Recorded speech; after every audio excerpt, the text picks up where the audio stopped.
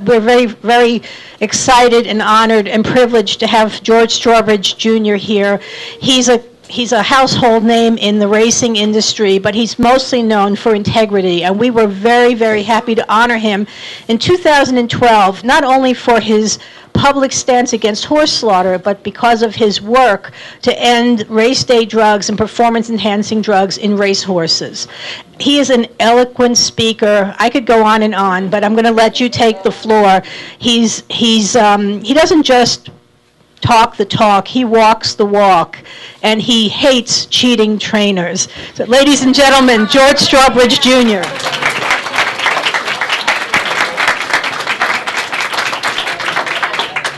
Thank you very much. First, let me say it's a great pleasure to be here with so many caring people. The title of my little address is If You Love Horses. And if you love horses, you will keep doing what you've been doing with your great acts of kindness for abused horses going to the slaughter pens in Mexico and Canada. I can't imagine a more torturous treatment and death. What the slaughter people are doing is disgusting and flat out cruel. I just saw a picture of live horses being hoisted in the air by a crane. They were suspended in the air, flailing about and naturally scared to death. What callousness, what malevolence, what revolting cruelty.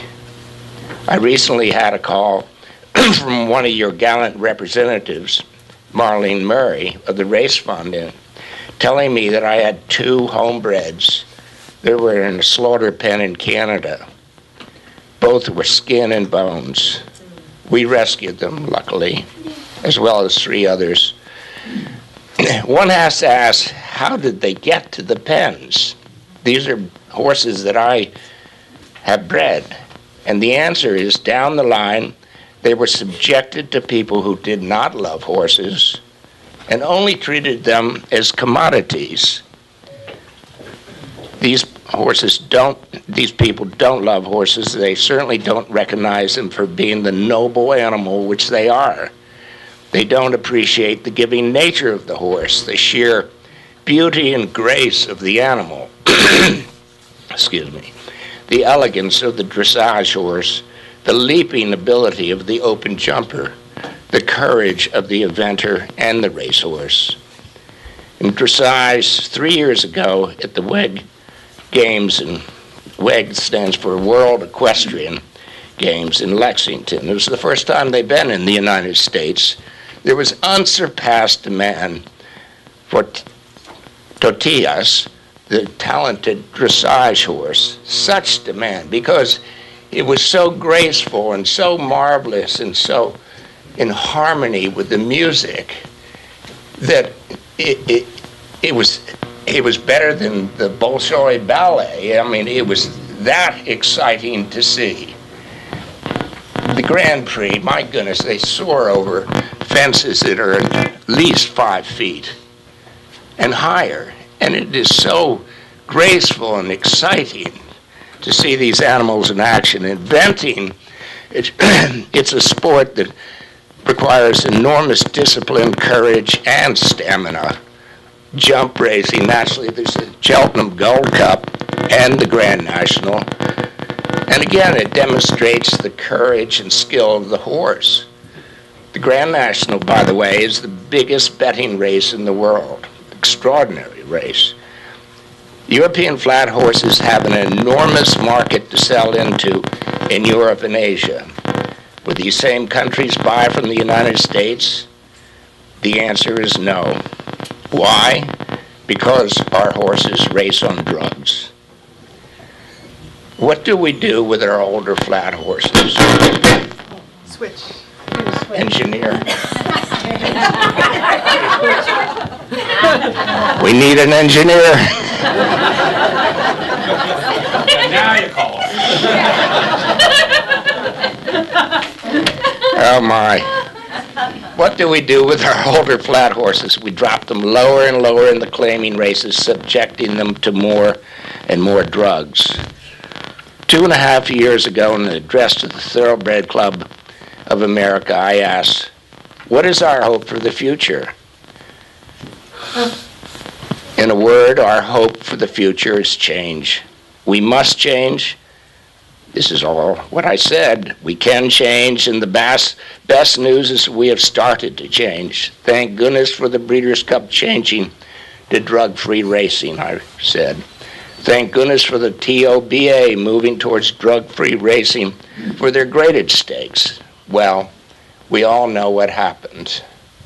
The HPBA, what a misnamed organization, threatened lawsuits, and the TOBA and the Breeders' Cup just surrendered and said, we don't want lawsuits, we'll keep on applying drugs. So that went the way of the gander.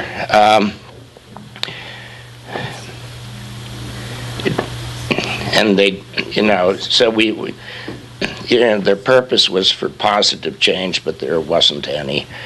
One major problem the testers have in the United States is antiquated testing laboratories. Now, this is important because, they claim that Ed Martin, head of the RCI, claims that there's really no cheating in horse racing because so few people get caught.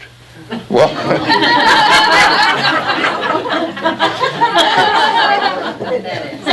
who are the smart people here? Oh my goodness. Well, they're antiquated testing laboratories, and this is from a story published on Wednesday in the Pollock Report, which detailed the wide variances in drug testing standards and procedures, and from several states that conduct horse racing.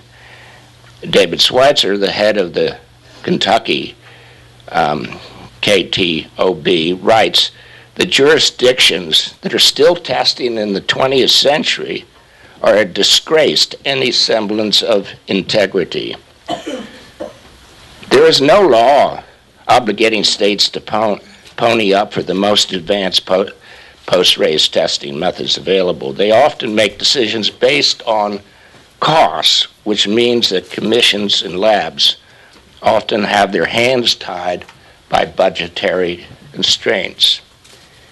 I'm from the state of Pennsylvania, and you might like to know the Pennsylvania Horse Racing Commission, which is in debt to the tune of $5 million and dependent upon largesse from the state, they haven't tested for TCO2 in 7 years, even though they're obligated to do it. No test, no money, no test. Easy. Finding positives is expensive. As a result, there's kind of an unwritten encouragement not to find things. Tyler Hamilton, Lance Armstrong's former teammate, wrote in a really excellent book called The Secret Race. He said, tests are easy to beat. We're way, way ahead of the testers. They've got their doctors, and we've got ours, and ours are better. Better paid for sure. Besides, the UCI, that's the governing body of cycling, doesn't want to catch certain guys anyway. Why would they? It'll cost them money. Recently, the RCI, that's the Racehorses Commission International, Ed Martin's the head of it, came up with the model rules, which still permits 26 separate drugs and does not have zero tolerance for drugs not on the list. 26. And Louisiana's HPBA are requesting at least 135. Oh, they say there are withdrawal times, so the horses will end up not racing on drugs. But that means nothing, as we know from cycling. Stacking occurs, and glow times disappear before the effects of the drugs wear off. Tyler Hamilton, in his book, wrote, "It's important to know your glow times, how long you will test positive after you take the substance." Dr. Cornelius Ubo said there are over 1,000 drugs out there for which there are no tests. And for every test we develop, 3 more undetectable drugs are developed. These so-called uniform rules are nothing more than window dressing, or so to speak, or equivalent to putting lipstick on a pig. It's still a pig, but apparently it has lipstick on it. It is interesting to note that Mr. Hanrahan, the head of the National HPBA, testified before Congress that racing does not have a drug problem. Imagine that. This is what he told in front of the United States Congress. Does not have a drug problem. The very next day, 3 trainers were indicted by the FBI for committing fraud by doping horses. 3 trainers the very next day. Recently, PETA, thank goodness for PETA, released a video illustrating the callousness and determination to keep horses racing in spite of them being hurt. The assistant trainer referred to horses that were in pain as rats whose pain could be overcome with drugs that would allow them to race. What's the reaction of the industry? More platitudes, more denying, blaming the messenger, and adopting the attitude, if we just keep quiet, this too will pass. But will it? This expose by PETA could be a turning point. PETA moved the discussion from the realm of cheating to cruelty. People outside our industry might not care about people in our industry cheating each other, but they certainly will care about animal cruelty and to a helpless animal. I would like to read 2 letters that address this subject. Jeff Morris wrote perhaps the best one. He's a former horse trainer, knows what's going on, breeds horses in North Carolina.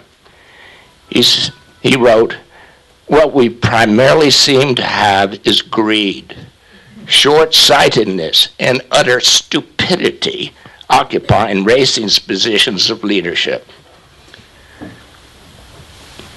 And it has inspired not just a waning relevance as a sport, but also an environment where the disgusting callousness shown in the footage is indignantly dismissed by the very people who are supposed to love and value the horses above all else.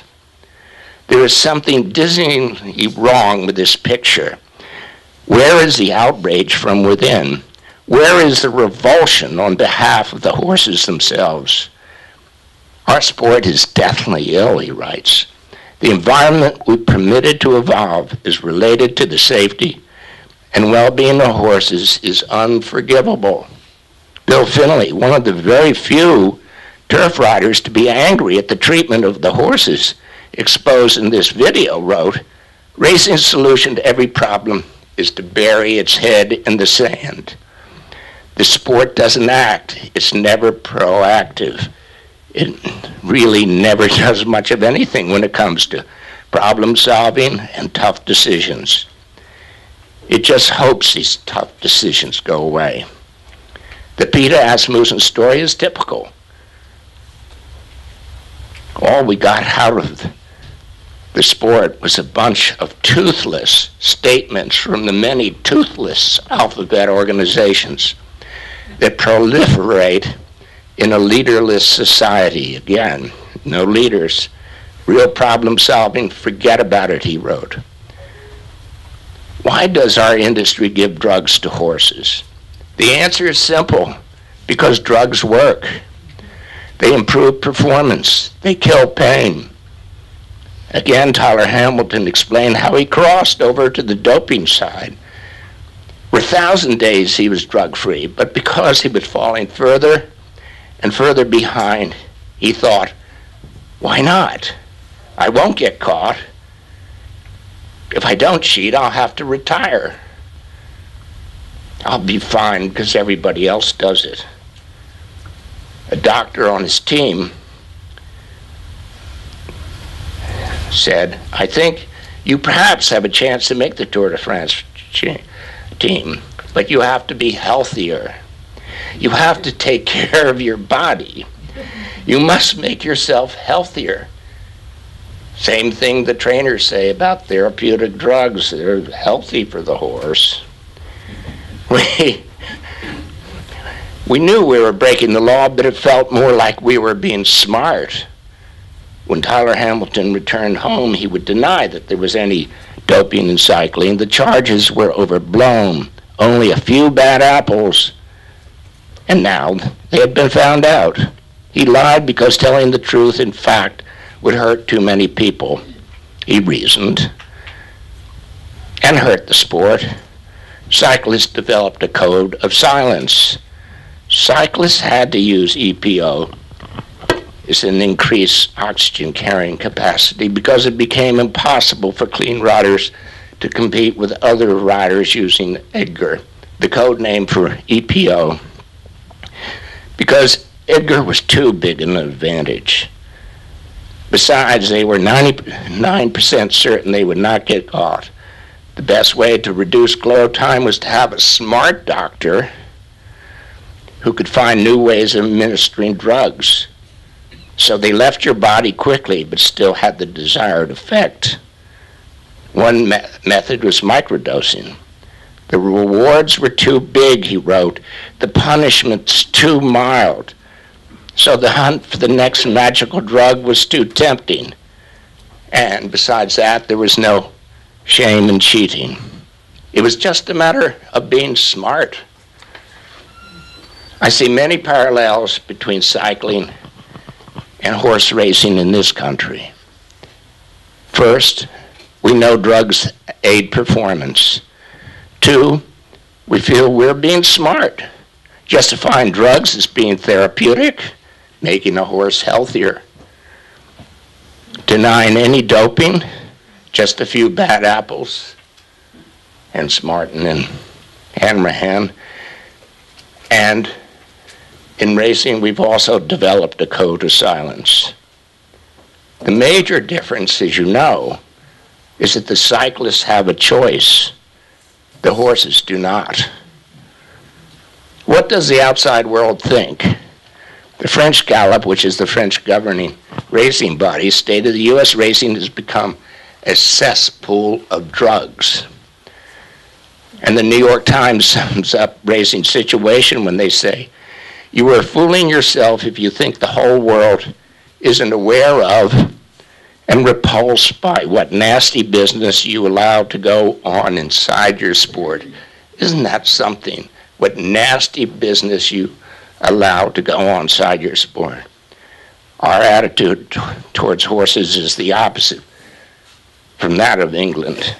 In a recent drug case in Great Britain, where the trainer Gerald Butler was suspended for 6 years for giving his horses steroids.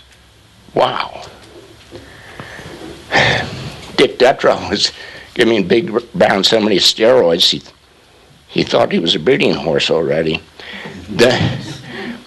And the panel, this is interesting, because the panel summarized the actions of Butler, said, I have to quote this, the panel summarized that the actions of Butler represented an appalling breach of his duty to look after the interests of the horse in his care. Duty to look after the interests of the horses in his care. Shouldn't that be the objective of American trainers? And amounted to conduct that was absolutely prejudiced to the integrity, proper conduct, and good reputation of horse racing Britain. Horse racing, by the way, is the second most popular sport in England. Extraordinary when you consider where horse racing ranks in popularity in this country. Gerald Butler himself wrote, I've made a big mistake, and I'm paying a big price. The consequences for my wife and 3 sons will be daily reproach, harder to bear than any judgment passed on me by others. Compare this attitude with the attitude of our trainers. I find the comparison shocking. If our trainers were caught giving drugs, the suspensions are slaps on the wrists. Not only that, but we honor them with Eclipse Awards. There is no stigma to cheating in this country, none whatsoever. If you love your horses, you do not allow drugs in racing. You do not give horses painkillers and then race them. You do not allow the cruel status quo to remain. If you love horses, you don't allow them to race on drugs, period. If you love horses, you must support drug-free racing. There's a poem I'd like to read, a stanza from William Cullen Bryant, The Hope for the Future. Actually, it's called The Battlefield, but this might be the hope for the future. Truth, crushed to earth, shall rise again. The eternal years of God are hers, but error, wounded, writhes in pain and dies among his worshipers.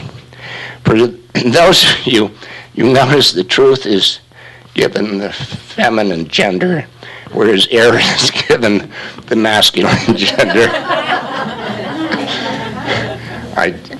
Obviously you all remember that. But right now in the House, and I think this is our only hope, we have to have the federal government take away the power from the HPBA, because they will fight to the death for the status quo. More drugs, more suffering, more broken legs, more everything horrible that happens to these horses. 24 horses die a week in American racetracks. I mean, that makes bullfighting look like howdy doody. It's just extraordinary. This is House Bill 2012, and the HPBA isn't even lobbying against it because it doesn't have any momentum. It might get some if we write to our local congressmen and get them to sign on. This is a nonpartisan bill supported mainly by Democrats, with Republicans. It is, that's the miracle of it. It's nonpartisan in a very partisan age, but that's our only chance, because the racing industry, having promised that we would reform 35 years ago, haven't done anything. We deny the facts. Deny the facts. You remember the the story of the mice and the cat, where the cat's raising hell with all the mice.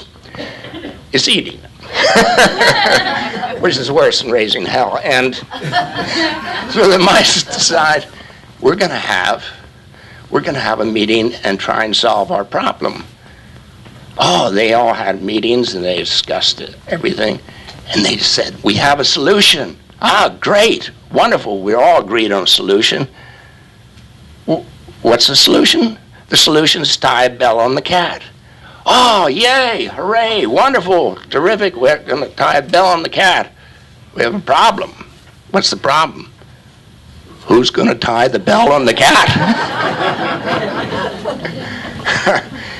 That's our situation today with thoroughbred racing. Who's going to tie the bell on the cat? Thank you.